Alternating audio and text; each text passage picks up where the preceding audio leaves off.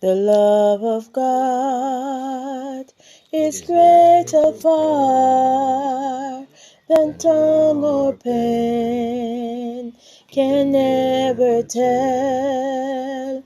It goes beyond the highest star and reaches to the lowest hell.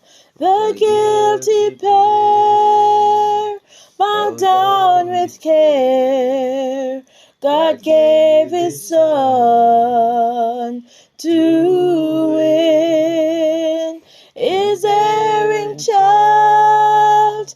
He reconciled and pardoned from his sin.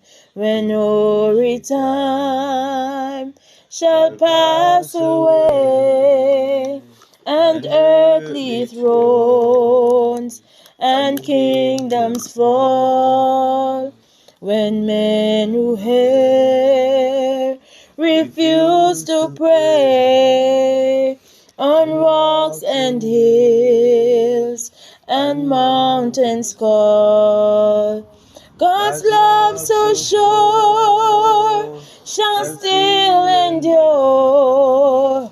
How measureless and strong, redeeming grace to Adam's race, the saints and angels song.